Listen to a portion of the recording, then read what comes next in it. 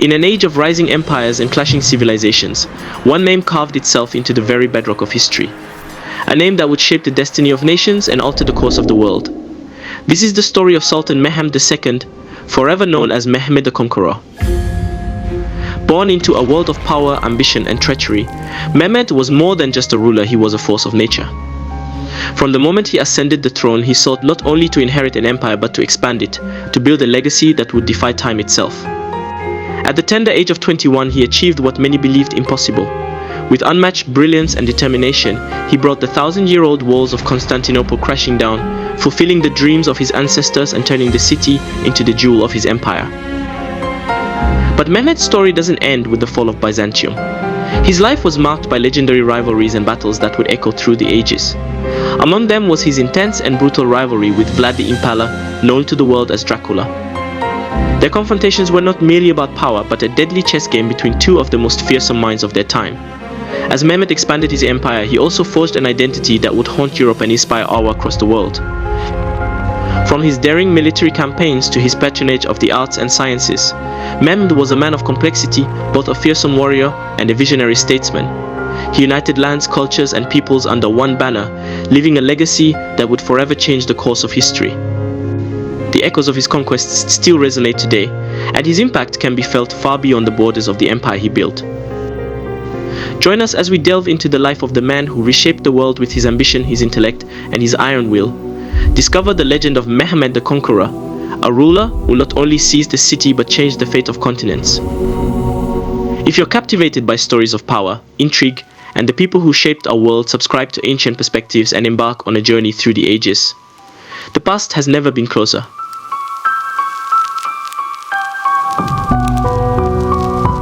Born on March 30th, 1432, to Sultan Murad II and his concubine Huma Khatun, Mehmed was named in honor of his grandfather, Mehmed I. The future Sultan spent his formative years in the Ottoman capital of Edirne before being sent to Amasya, where he was groomed from a tender age in the art of governance and immersed in a comprehensive education. Under the guidance of his tutors, young Mehmed was schooled in religion, history, an array of foreign languages, and the extensive knowledge befitting the son of a sultan. His childhood, though typical for an Ottoman prince, was set on an extraordinary trajectory when he reached the age of 12. Sultan Murad II, Mehmed's father, was a ruler burdened by internal strife and external conflicts. His reign was fraught with challenges, both within the empire and from foreign adversaries, leading the 44-year-old Sultan to seek solace in retirement at Bursa, relinquishing the throne to his 12-year-old son in 1444. Thus began Mehmed II's initial experience as the Sultan of the Ottoman Empire. Neither Mehmed nor those around him found comfort in the notion of a child ascending the throne amidst such turmoil.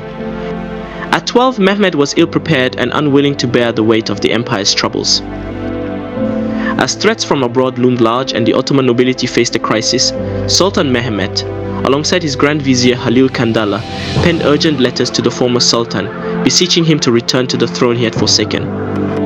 Mehmed's words to his father were sharp and resolute. If you are the Sultan, come and lead your armies. If I am the Sultan, the first hereby order you to come and lead my armies.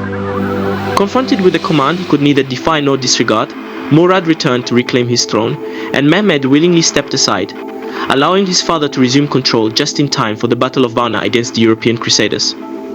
Freed from the burdens of rulership, Mehmed refocused on his studies, gathering the knowledge and experience that would be indispensable when Murad II relinquished the throne for the second and final time following his death in 1451. With his ascension as an adult, Mehmed II was determined and ambitious, ready to implement a series of bold changes and initiatives. Inspired by the legendary exploits of Alexander the Great, the Sultan wasted no time in embarking on his grand plans. One of the defining strategies of Mehmed's reign was his remarkable policy of tolerance. Unlike many monarchs of his era, Mehmed displayed an extraordinary degree of religious tolerance towards his diverse imperial subjects. While he was intolerant of dissent and opposition to his authority, he embraced differing religious beliefs, which garnered him widespread support and cooperation across his empire. Moreover, Mehmed was known for his progressive policies that favored the less fortunate, often extending his benevolence to the lowest rungs of society. One of his most ingenious moves was redistributing lands from the nobility to the slave class, a tactic that not only secured loyalty from the lower classes, but also kept the powerful nobility in check. Mehmed's brilliance as a leader extended far beyond simply winning the loyalty of his people. He possessed a keen understanding of the importance of solidifying his authority, and he was determined to ensure that his power remained unchallenged. Unlike some of his 6 predecessors, Mehmed was not content to rely on the existing aristocracy. Instead, he sought to surround himself with men whose loyalty was unwavering, devoted solely to him and his cause. To achieve this, he established a more centralized and highly organized administration, designed to function as a unified and faithful entity.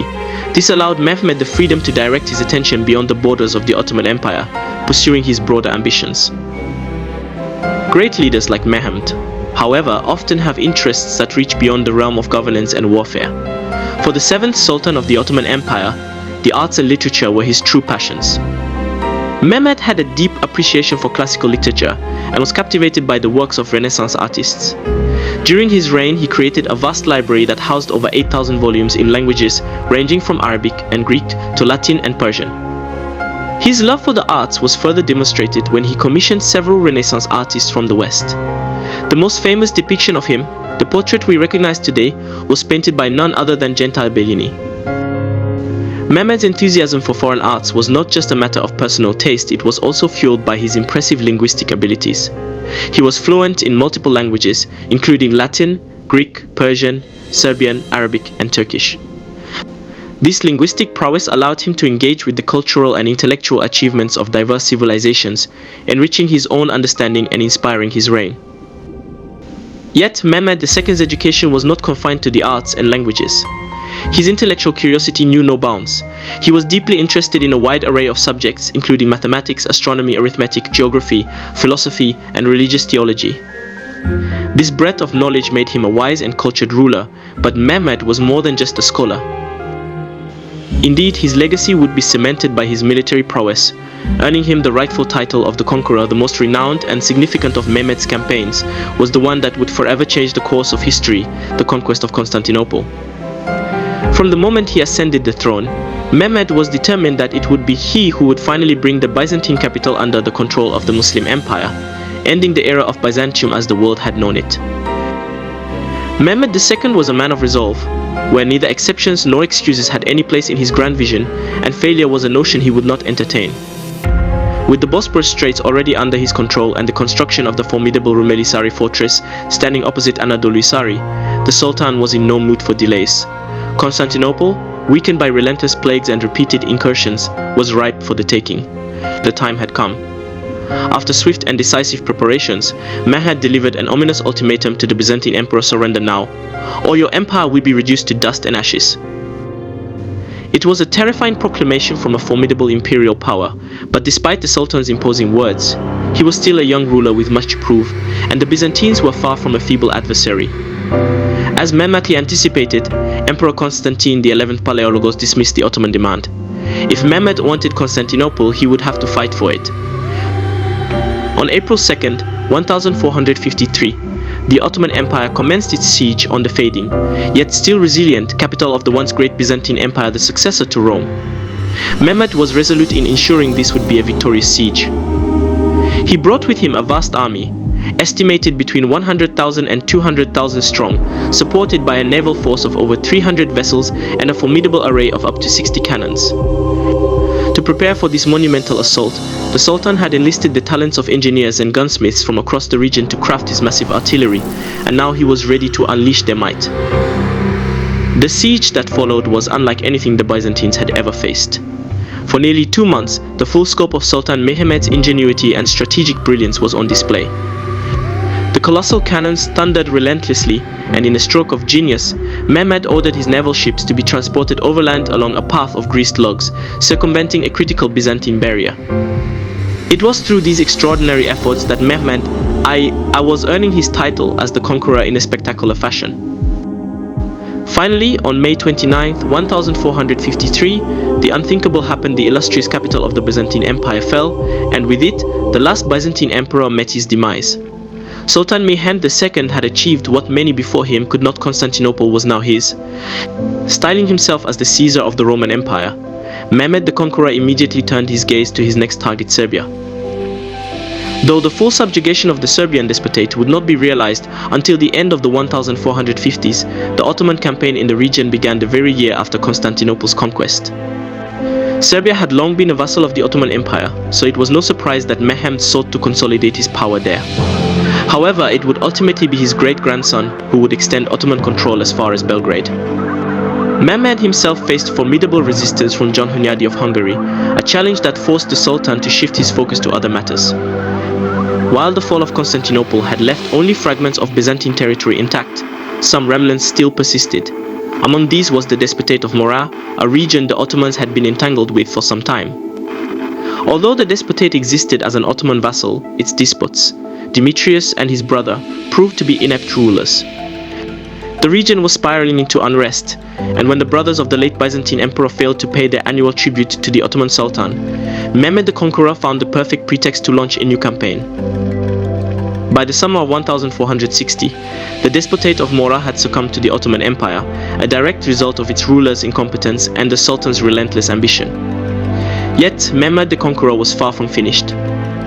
Morea was not the only lingering remnant of the once great Byzantine Empire. The nearby empire of Trebizond also had to be brought to its knees if Mehmed was to fully claim all that remained of Byzantium. With the fall of its allies and the Ottoman threat looming, the Emperor of Trebizond, David, understood the grim reality that any outside help would be difficult to come by. In a desperate bid to secure assistance, he sought to forge alliances with his eastern neighbors, hoping that these unconventional friendships might offer some form of protection. However, in a move that perhaps undermined his efforts, David attempted in 1460 to free Trebizond from its obligation to pay tribute to the Ottoman Sultan. He made this audacious request directly to Mehmed, hoping for leniency. But Mehmed was not one to entertain such pleas. His response came the following year in the form of a full-scale invasion of Trebizond. The eastern allies upon whom David had pinned his hopes proved to be of little help, and one, the ruler of Sinop, surrendered to the Ottomans as they marched toward Trebizond. As the Ottoman land forces and navy closed in, it became clear that the days of the emperor and his territory were numbered. Realizing that no aid was forthcoming and that his only chance at survival was to capitulate, David ultimately chose to negotiate a surrender. Talks soon led to the official capitulation of both Emperor David and Trebizond, thus extinguishing the last vestiges of Byzantium as the successor to the once glorious Roman Empire.